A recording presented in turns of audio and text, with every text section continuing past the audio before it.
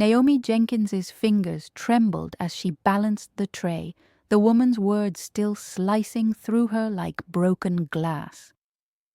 "I refuse to be served by someone like you," the customer had announced, her voice dripping with contempt loud enough to silence the entire dining room. "Bring me a proper server, someone respectable." The dinner service at Carmine's came to a standstill. Every conversation died. Every fork paused mid-air. Naomi felt the weight of dozens of eyes turning toward her, burning into her skin with a mixture of pity and curiosity. The familiar taste of humiliation filled her mouth, bitter and corrosive, the same shame she'd swallowed countless times throughout her 26 years. She parted her lips to respond, to do what survival had taught her. Make herself small, disappear into the background, apologize for existing.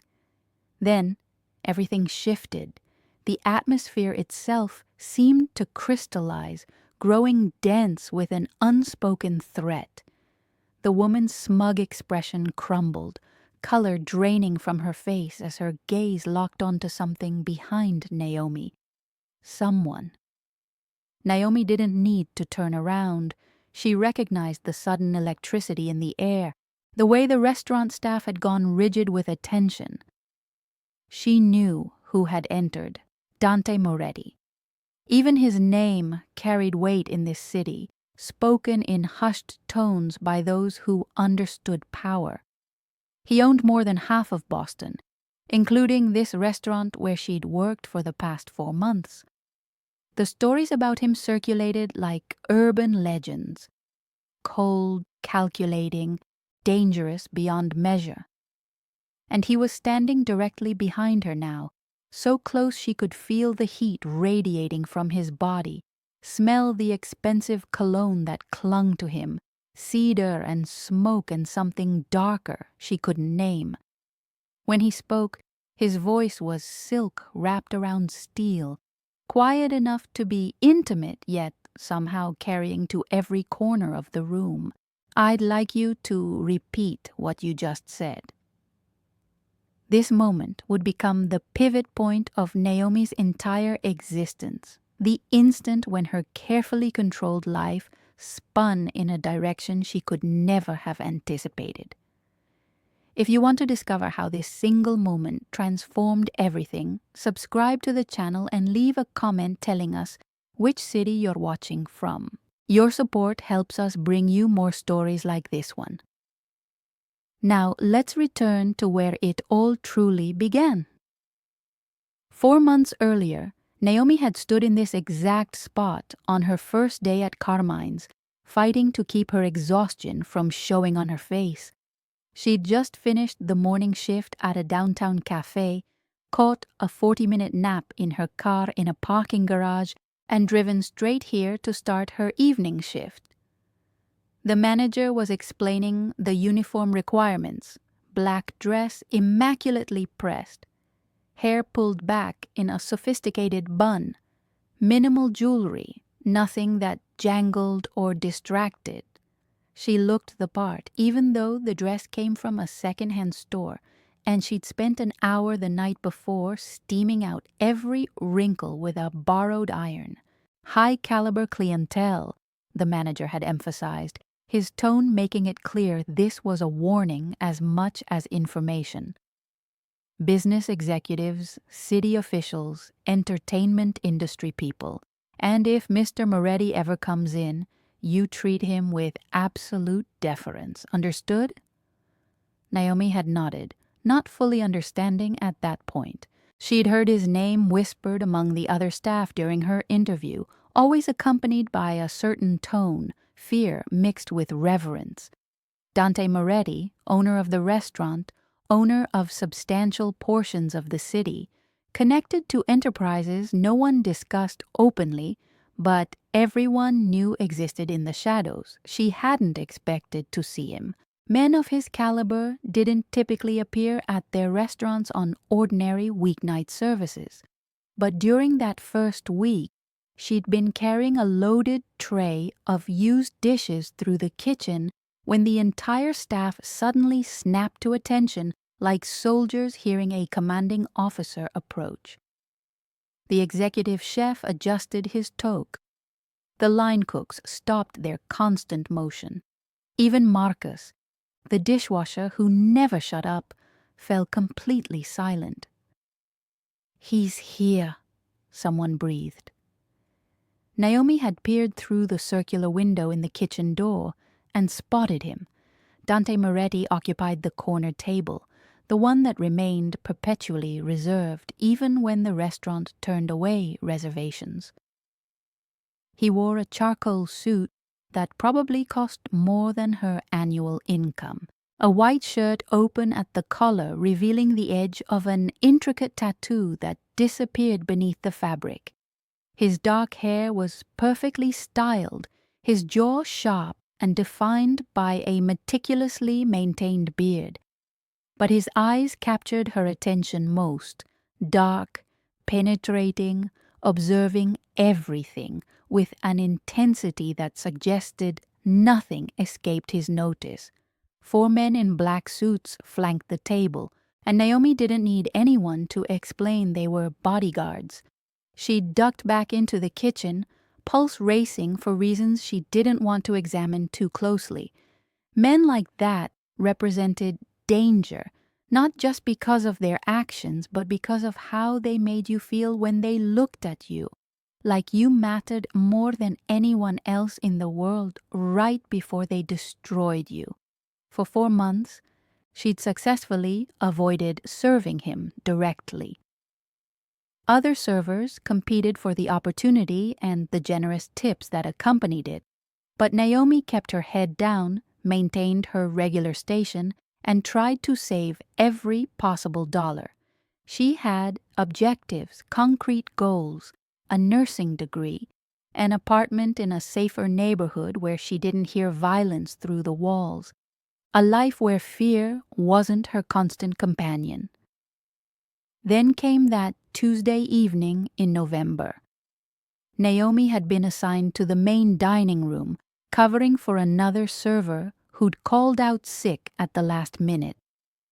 Table 14, a middle-aged woman wearing designer clothes and too much jewelry, her face set in the kind of permanent dissatisfaction that came from having everything material and appreciating nothing.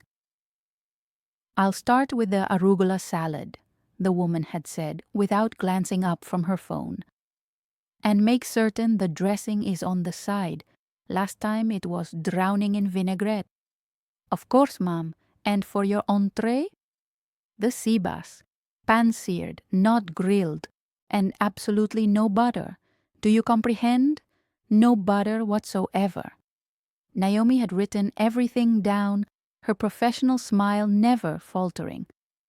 "I'll make sure the chef understands completely." She turned to leave when the woman's voice stopped her cold. "Wait." The single word carried a tone that made Naomi's stomach clench. "You're new here, aren't you?" "I've been here 4 months, Mom." The woman's eyes traveled over her with cold assessment, taking in every detail. "They're really lowering their standards these days, aren't they? I suppose they'll hire anyone now." Naomi's smile froze in place. She recognized that tone, had heard it in countless variations throughout her life. The calculated insult wrapped in plausible deniability, designed to wound while maintaining surface innocence. "I assure you, ma'am, all staff here are trained to the highest professional standards." "I didn't request your autobiography." The woman waved her hand dismissively, like swatting away an insect. "Just bring my food and try not to mess it up." Naomi had escaped to the kitchen, forcing down the humiliation that threatened to close her throat. She dealt with worse, much worse. This was nothing she couldn't handle. But when she returned with the arugula salad, perfectly arranged on fine china with the dressing in a separate vessel, The woman barely glanced at it before pushing it away with visible disgust. "This looks nothing like what I ordered. The arugula is wilted." It wasn't. Naomi had watched the chef prepare it herself, had seen the fresh arugula leaves selected from the restaurant's private supplier that morning. "Ma'am, I can assure you—" "Are you calling me a liar?" The woman's voice escalated, slicing through the ambient dinner conversation like a siren. Heads turned throughout the dining room. "I said the arugula is wilted. Look at it." Naomi looked. The arugula was perfect, vibrant green and crisp. But she understood this game intimately. She'd lose regardless of what she said or did. "I apologize, ma'am. I'll have the chef prepare a fresh one immediately." "No." The woman stood abruptly, her chair scraping harshly against the polished floor. "I don't want another one. I want a different server. I refuse to be served by someone like you. Bring me a proper server, someone respectable." The words hung in the air like a physical assault. The restaurant went absolutely silent. Naomi felt every single eye pivot toward her, felt the heat of shame crawling up her neck, spreading across her face, felt her hands beginning to tremble no matter how hard she tried to control them. She'd experienced racism before, subtle and insidious, sometimes blatant, but never quite like this. Never so public, so deliberately cruel, so designed to humiliate. She opened her mouth to respond, to apologize even though she'd done absolutely nothing wrong, to make herself smaller and invisible the way she'd learned was necessary for survival. Then the atmosphere changed. It was like watching a thunderstorm approach across the bay. You felt it before you saw it, before the first drop of rain fell. The woman's smug expression dissolved, color draining from her face as her eyes fixed on something behind Naomi. Naomi didn't need to turn around. She knew who was there. Dante Moretti. His presence filled the space like a physical force, like gravity itself had intensified. Naomi could feel him behind her, so close that if she took a single step backward, she'd collide with him. She could smell his cologne, expensive and subtle, with notes of cedar and something darker, more dangerous. When he spoke, his voice was soft, dangerously soft, the kind of quiet that made people lean in and listen harder, that made survival instincts scream warnings. "Repeat what you just said."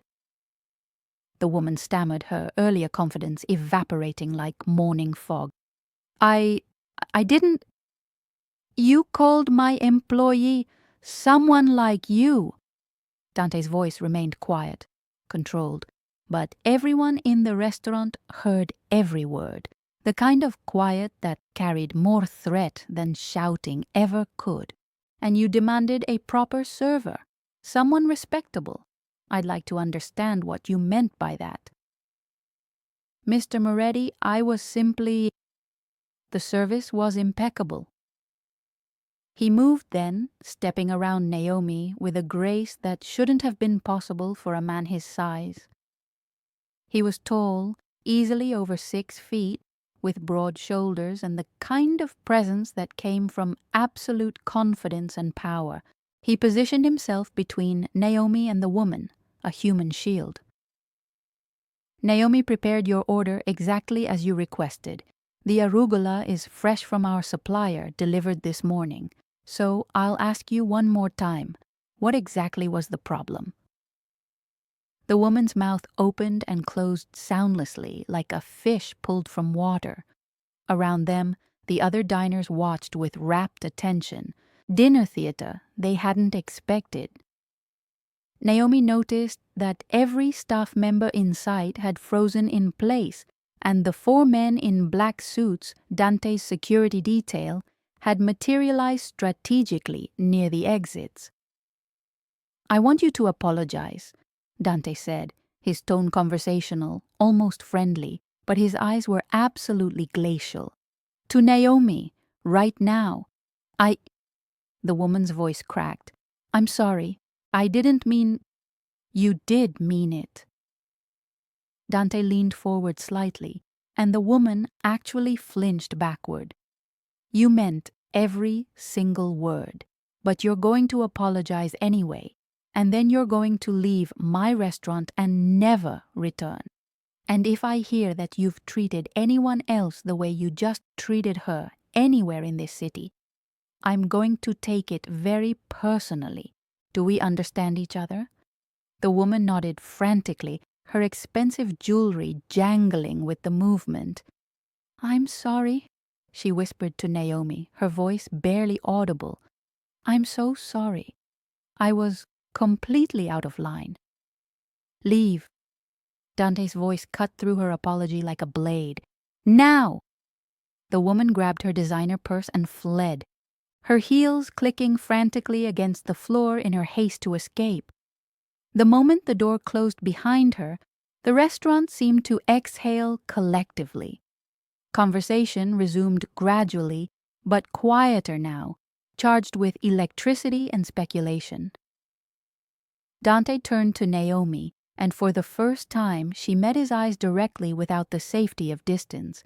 They were dark brown, almost black in the restaurant lighting, and they studied her with an intensity that made her feel completely exposed, like he could see through every defense she'd constructed.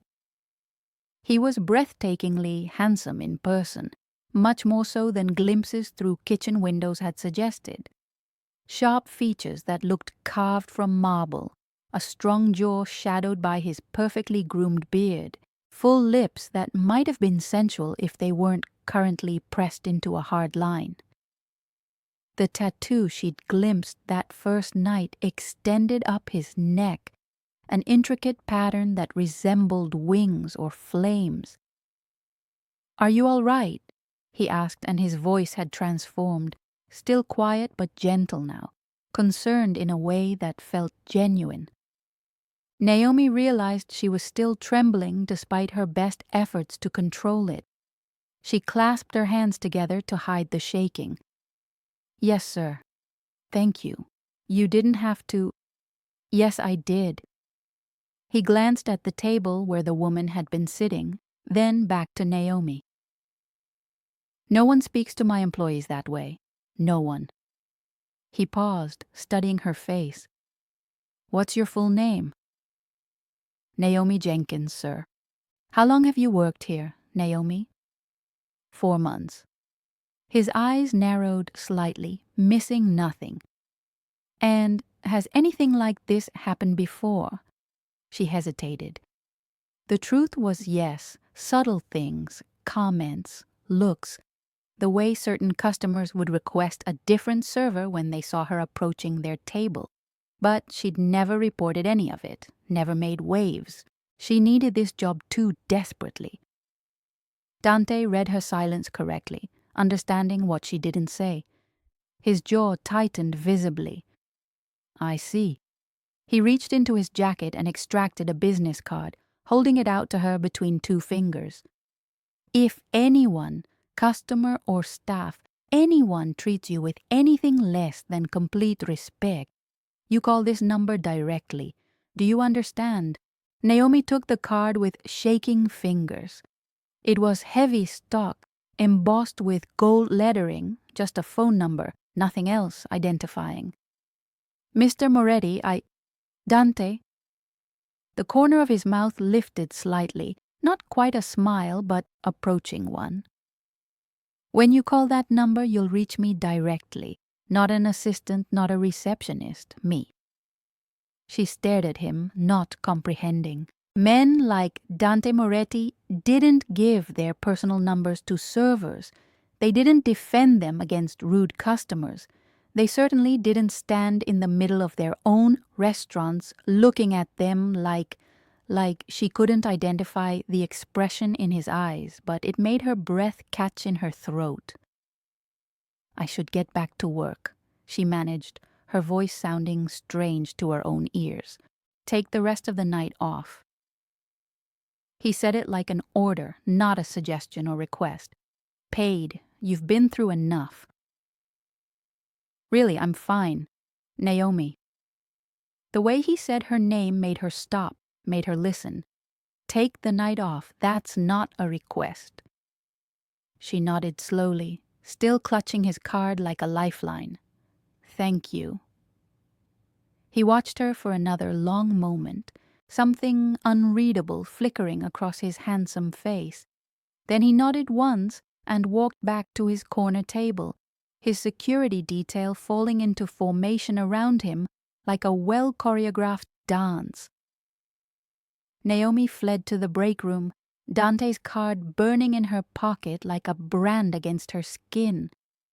She didn't use it that night, or the following week, or the week after that. But she kept it tucked in her wallet, and somehow Dante seemed to be at the restaurant more frequently. Not every night, but enough that Naomi noticed, enough that she began to anticipate his arrival with a mixture of anxiety and something else she refused to examine too closely. She started timing her breaks so she wouldn't have to serve his table directly, wouldn't have to face those dark eyes that seemed to see straight through every wall she'd built around herself. 3 weeks after the incident, she was covering the late shift when a group of businessmen at Table 9 became increasingly rowdy, drunk, loud, making progressively more inappropriate comments to every server who passed their table. Naomi had been assigned to their section, and she approached with her professional smile firmly locked in place, armor she'd perfected over years. "Can I get you gentlemen anything else?" One of them, red-faced and leering with alcohol-glazed eyes, grabbed her wrist in a grip tight enough to hurt. "You can sit right here on my lap, sweetheart. Take a load off." Naomi's stomach churned with revulsion, but she kept her smile fixed. "Sir, I need you to let go of my wrist." "Aw, don't be like that, baby. We're just having some fun here." His words cut off abruptly, mid-sentence. His eyes went wide, focused on something behind her with sudden fear. Naomi didn't need to look to know. She could feel it. Dante's hand settled on her shoulder, light contact, barely there. But she felt it like an electric current running through her entire body.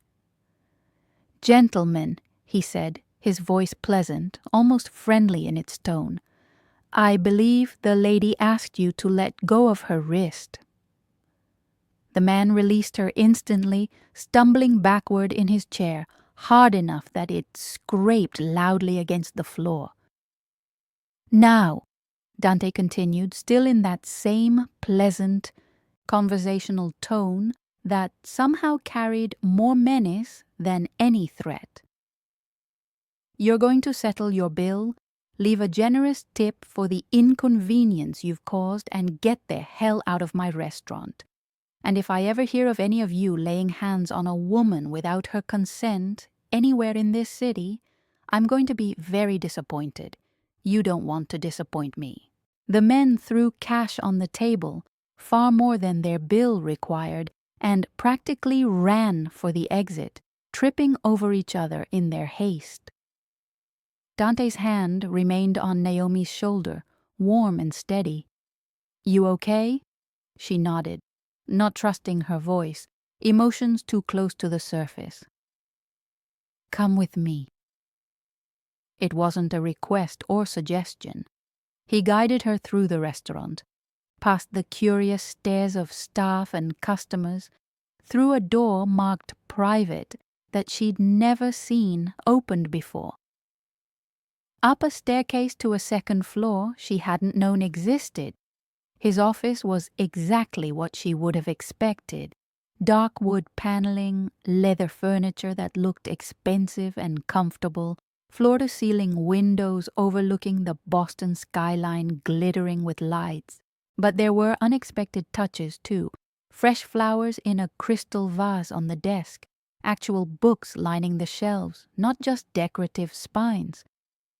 A photograph of an older woman with Dante's intense eyes. "Sit," he said, gesturing to a leather chair that probably cost more than her car. He moved to a sidebar and poured something amber into a crystal tumbler. "Drink this."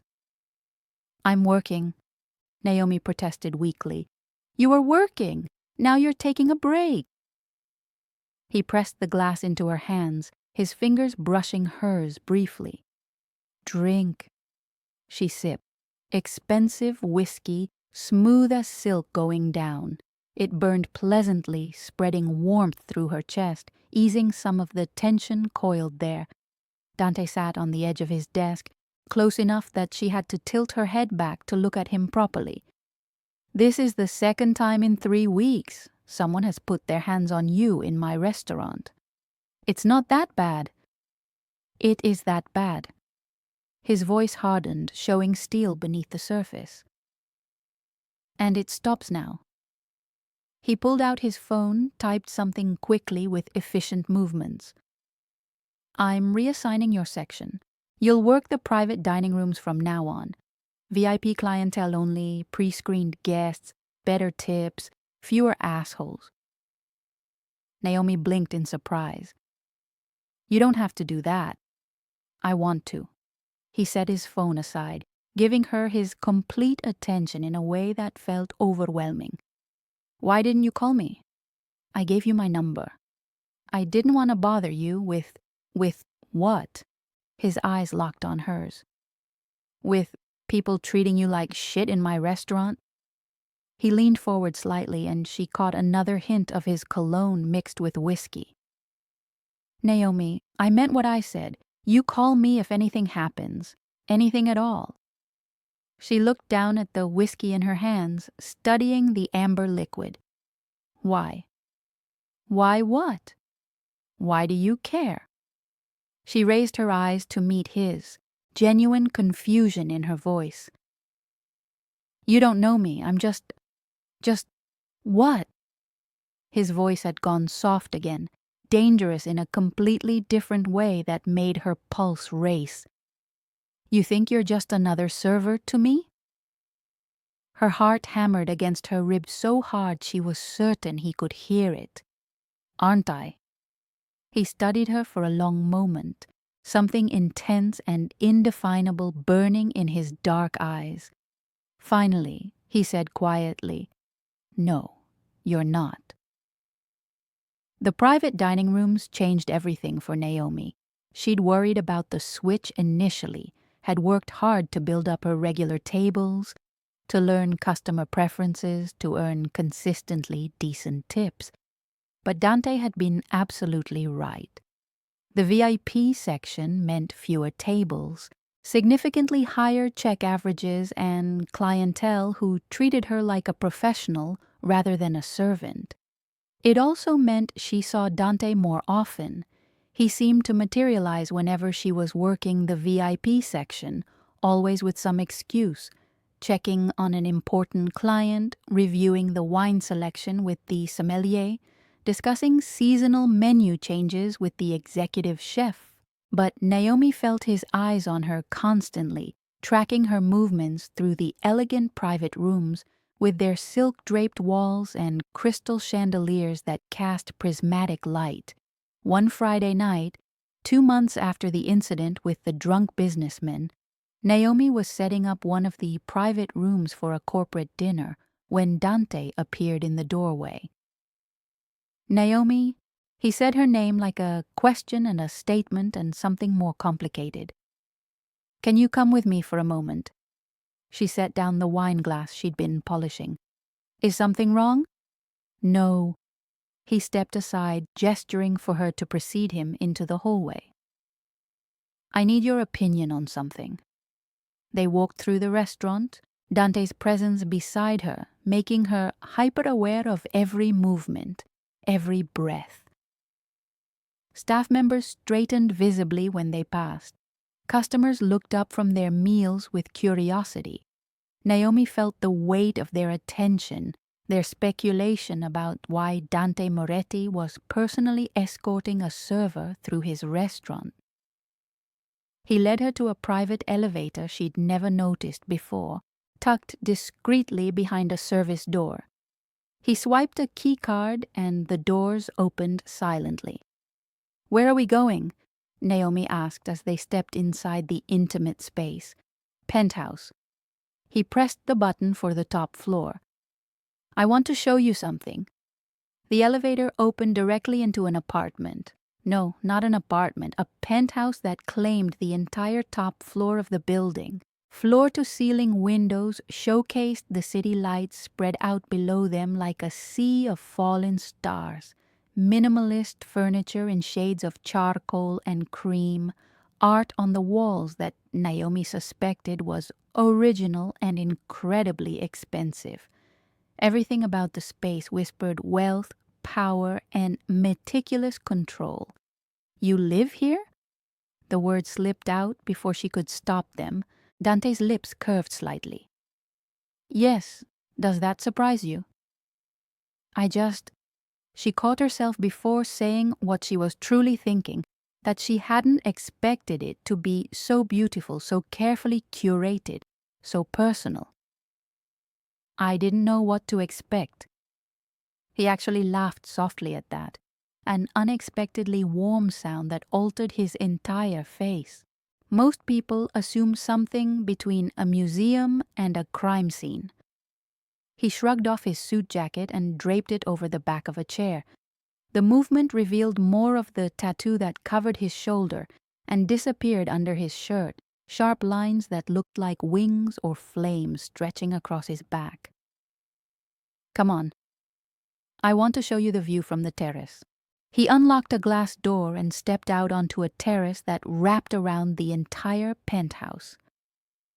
The November wind hit them immediately, crisp and biting, carrying the faint scent of the harbor. Naomi shivered despite herself, and without a word Dante draped his jacket around her shoulders. It smelled like him, warm and expensive and undeniably masculine, surrounding her in a cocoon of cedar, and something uniquely Dante. Wow. She exhaled, staring out at the glittering skyline, the harbor lights, the slow movement of distant traffic. "It's beautiful." "It is." When she glanced at him, he wasn't looking at the view. He was watching her profile, the way the city lights reflected in her eyes. Her breath hitched. She should say something, anything, to break the charged silence stretching between them like a taut wire. Instead, she heard herself ask, "Why did you bring me up here?" Dante turned to face her fully, leaning back against the terrace railing with casual confidence. The lights of Boston behind him turned him into a living silhouette, all sharp edges and dangerous grace.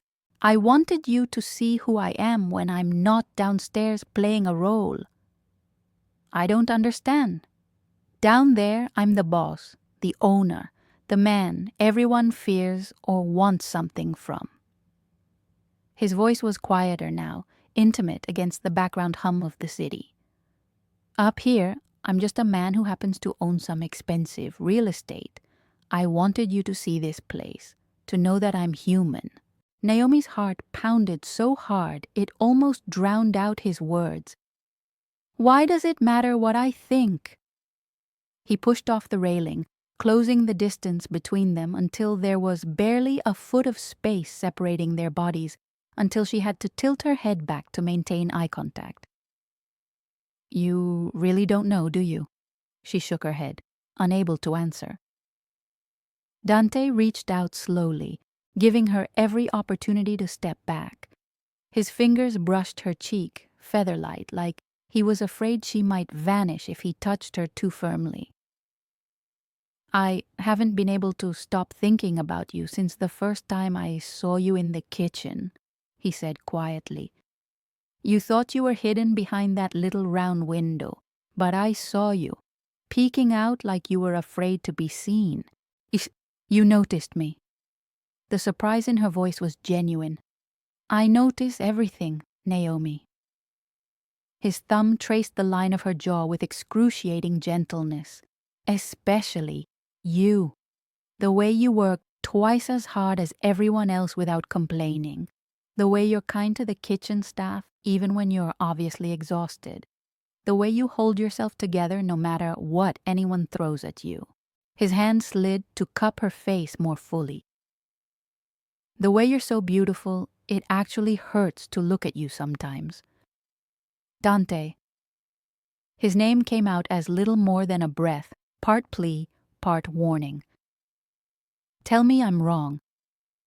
His other hand came up to frame her face, holding her like she was something fragile and precious at the same time. "Tell me you don't feel this thing between us, and I'll take you back downstairs right now. I won't touch you again. I'll never bring it up." Naomi knew she should say it. She should protect herself from whatever this dangerous connection was, from a man who lived in a world built on violence and fear, a man who could destroy her life with a single careless decision. But she'd never been good at lying. "I feel it," she whispered. The confession ripped from somewhere deep inside. Dante's eyes darkened, heat flaring in their depths. His thumb brushed her lower lip, the barest touch that sent a shiver racing down her spine. "I want to kiss you," he said, each word measured and controlled. "But I need you to tell me it's okay. I need you to want it too." Every rational part of Naomi's brain screamed at her to say no, to create distance, to remember who he was and who she was not. Instead, she rose up on her toes and closed the last inch of space between them. Dante met her halfway, his mouth claiming hers in a kiss that started gentle and questioning, careful and almost reverent, then ignited into something infinitely more consuming. His hand slid into her hair, scattering the pins that held her tight bun in place. Her curls tumbled down around her shoulders, and he made a low sound in his throat that sent heat crashing through her. One of his hands tangled in her hair, the other settling at her lower back, pulling her flush against the solid heat of his body. Naomi had been kissed before. Awkward teenage experiments behind school buildings, rushed encounters that left her wondering what the big deal was supposed to be. This was nothing like that. This felt like stepping off a cliff and discovering midway down that you could fly. Dante kissed her like she'd become essential to his existence, like he'd been holding himself back for weeks and was finally allowing himself to feel. His lips moved against hers with sure, practiced skill, coaxing responses from her body she hadn't known she was capable of giving. When his tongue traced the seam of her lips, she parted them without hesitation, and the taste of him, whiskey and mint and something purely him, made her head spin. She gripped his shoulders for balance, fingers digging into hard muscle beneath the thin fabric of his shirt. His heart hammered as frantically as her own under her palms. When they finally broke apart, breathing hard, Dante rested his forehead against hers, their noses almost touching, his breath warm against her lips. "Naomi," he murmured, her name sounding like both a prayer and a curse. "What are you doing to me?"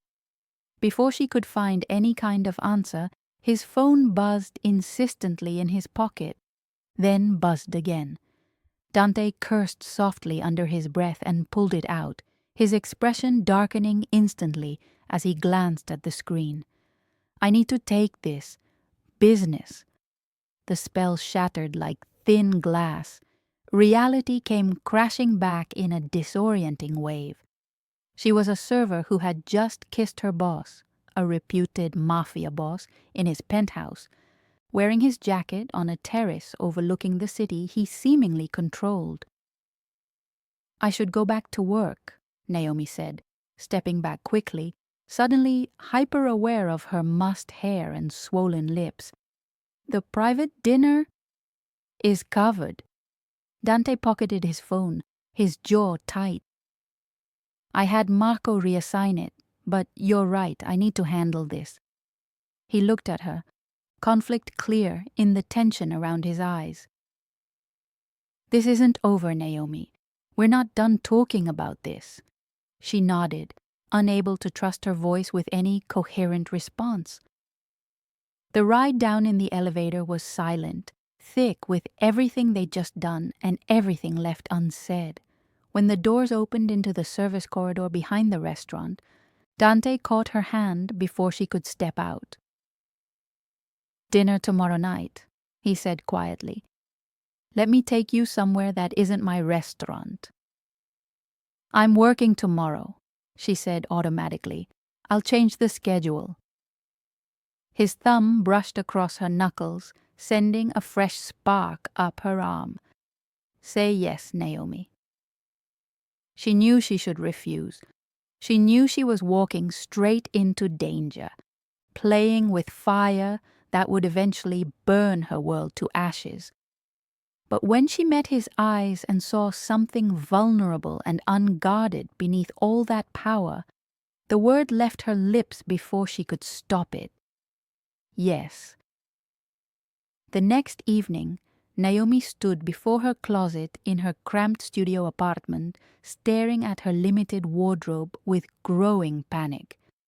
What did one wear to dinner with a mafia boss? Nothing she owned felt adequate. Her work uniforms were professional but uninspired. Her casual clothes were worn from repeated wear. The single nice dress she owned was the black one required for Carmine's shifts. In the end, she selected a simple emerald green dress she'd purchased 3 years earlier for a family wedding. Modest length hitting just above her knees, 3/4 sleeves, a subtle V neckline. She paired it with her only pair of heels, black pumps practical enough for long shifts on her feet. She was applying a final coat of mascara when her phone buzzed with a text from an unknown number. Outside whenever you're ready. No rush. Dante. Naomi's hands shook slightly as she set down the mascara wand. She took one last look in the mirror, hair loose in soft curls rather than her work bun, minimal makeup that enhanced rather than masked. The green dress that felt like armor and vulnerability combined. This was the best she could manage. She grabbed her small clutch purse and headed downstairs.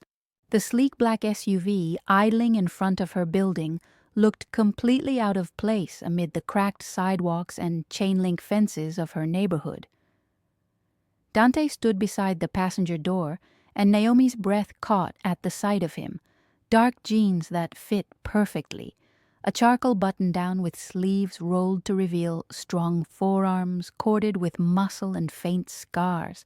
Casual for him, but still radiating quiet power.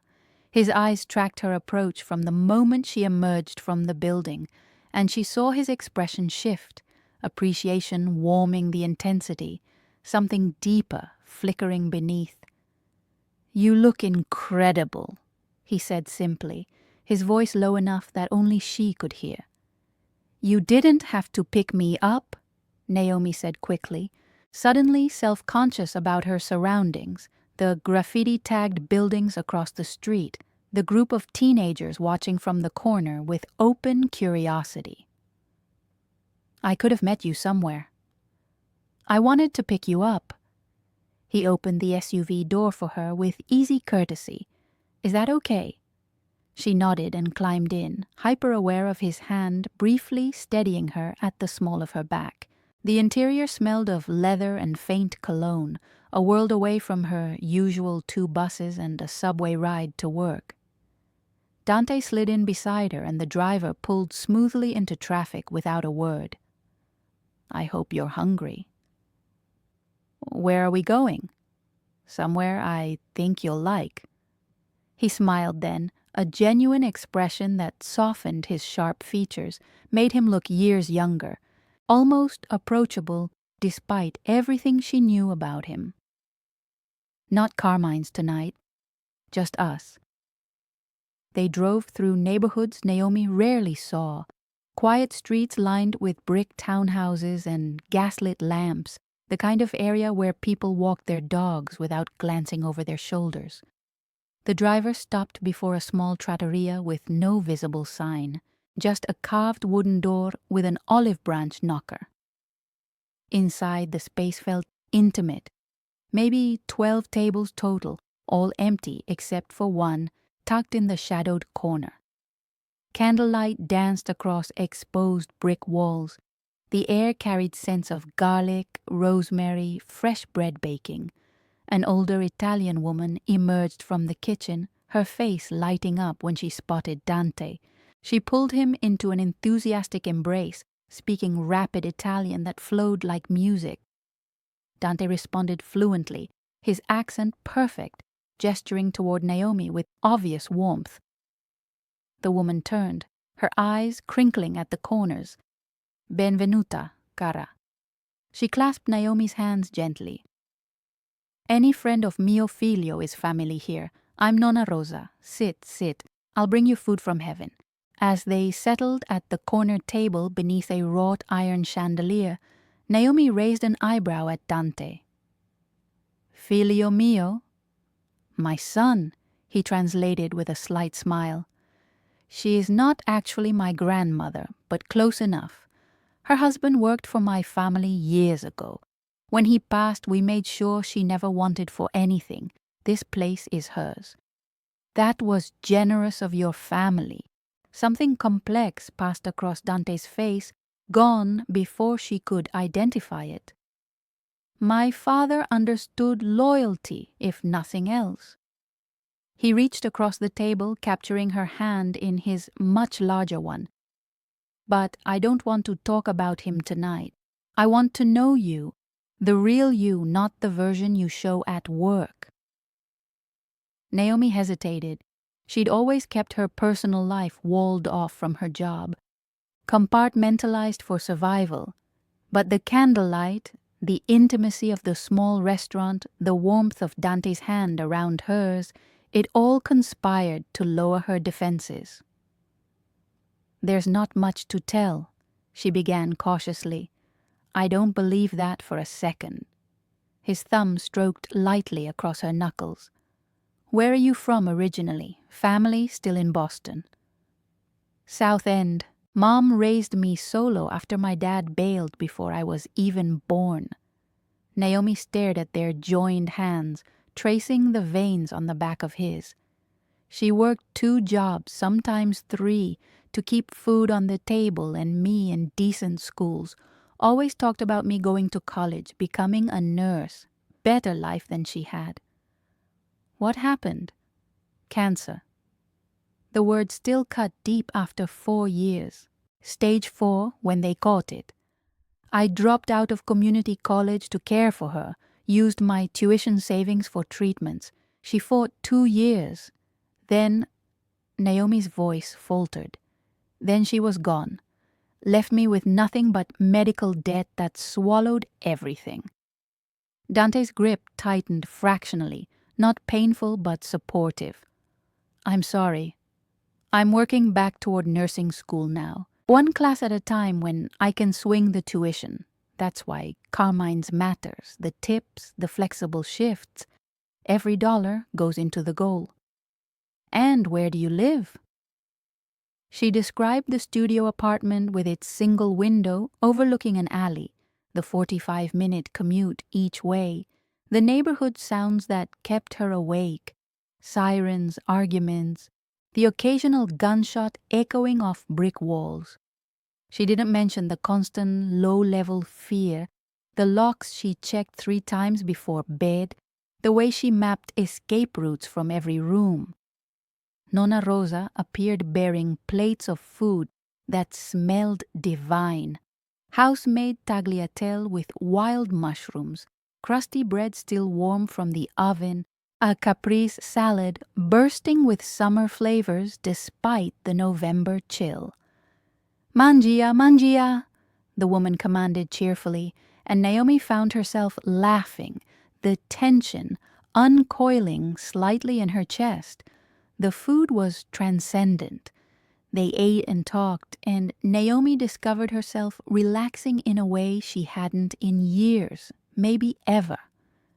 Dante shared pieces of his own history, growing up in his father's shadow, the violence he'd witnessed as a boy, the impossible choices that shaped him into the man across the table. He didn't romanticize it, didn't make excuses. "I'm not a good man, Naomi," he said quietly over glasses of deep red Chianti. "I've done things that would send you running if you knew the details. Hurt people who threatened what matters, made calls that still wake me at 3 a.m. "Then why stay in it?"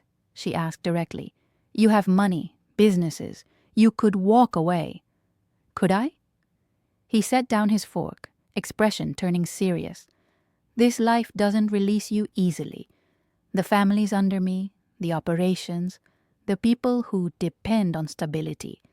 Leaving creates chaos, power vacuums, turf wars, innocent people caught in the crossfire." He leaned back slightly. "So I stay, and I try to do it cleaner than my father. Legitimate ventures like car mines, property development, quiet philanthropy. I'll never be spotless, but maybe less stained." Naomi studied him in the flickering candlelight, seeing the complicated layers beneath the dangerous exterior. "Why me?" she asked softly. "You could have anyone. Why a waitress scraping by?" Dante's eyes flashed with sudden intensity. "Don't do that. Don't sell yourself short." He captured both her hands across the table. "You want to know what I see. A woman who honors her mother's sacrifice by pushing through hell itself, who faces entitled drunks and racist customers with dignity intact, who's kind to everyone, the dishwasher, the busboys, even when bone-tired, who's strong enough to steal my breath." His voice deepened. "And yes, you're stunning, but that's not why. You're real in my world of constant performance." Naomi's throat tightened painfully. No one had ever seen her so completely, valued her so fiercely. "I'm scared," she admitted in a whisper. "Of you, of this world, of it ending in flames." "What if it doesn't?" Dante stood, drawing her up with him. "What if it burns bright instead?" He cupped her face gently, calloused thumbs brushing her cheekbones. "I know what I'm asking. My life puts targets on everyone close. But Naomi, I swear I'll protect you, with everything I am." He kissed her then, slow and deep, tasting of Chianti and promises that felt too good to be true. When they parted, he rested his forehead against hers. "Stay with me tonight. Not for that, unless you want to. Just let me hold you. Let me prove you're safe." Every warning in Naomi's head screamed retreat, but her heart overruled. "Okay." They left hand in hand, unaware of the dark sedan trailing them through the quiet streets, its driver snapping photos under the glow of street lamps. Didn't see the flash of a camera capturing their closeness. Didn't know their worlds were about to collide violently. The next 3 days felt like stolen paradise. Dante rearranged schedules so their days off aligned. They spent hours in his penthouse, talking until dawn, laughing over shared meals he actually cooked, pasta carbonara, grilled branzino, simple perfection. They watched classic films curled on his massive sectional, Naomi's head on his chest, his fingers tracing lazy patterns on her arm. For the first time in years, the constant knot of tension in her stomach loosened. Hope flickered to life. On the 4th day, during her lunch shift, Naomi's phone rang with an unknown number. She almost ignored it, but stepped into the staff room anyway. "Miss Jenkins?" A woman's voice, crisp and clinical. This is Rebecca Lang from Boston General Hospital. Your mother's account has been forwarded to collections. You have 72 hours to pay the outstanding balance of $52 or we'll commence legal proceedings. The floor tilted beneath her. That's impossible. I've been paying monthly. Insufficient payments. Full balance due immediately. The line went dead. Naomi stood frozen, phone clutched in white-knuckled fingers. $52. She had $400 saved, nowhere near enough. Another text buzzed. Dante, come up after shift, need to talk. Dread pulled cold in her gut. The hospital call, now this. Her shift crawled by, every customer demanding, every spilled drop of water a crisis. When she finally clocked out, feet throbbing, head pounding, she rode the private elevator to the penthouse on autopilot. Dante stood at the floor-to-ceiling windows when she entered, back rigid, city lights painting him in stark silhouette. He didn't turn. Dante? Her voice emerged small. What's wrong? I got a call today. His tone was flat, stripped of emotion. From someone who thought I'd want certain information about you.